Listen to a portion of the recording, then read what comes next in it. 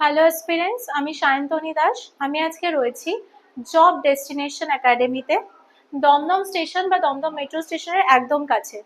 তো এটা একদমই একটা নতুন ইনিশিয়েটিভ।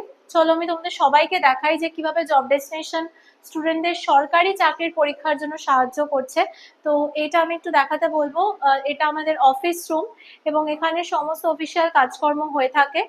তার সাথে সাথে আমরা যদি চলে আসি, এটা আমাদের ফার্স্ট ক্লাসরুম।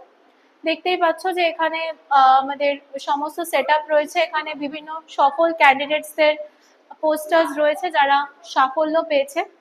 এটা আমাদের সেকেন্ড ক্লাসরুম, যেখানে পড়াশোনা হয়ে থাকে। এখানেও বর্তমানে স্টুডেন্টসরা রয়েছে এবং পড়াশোনা করছে।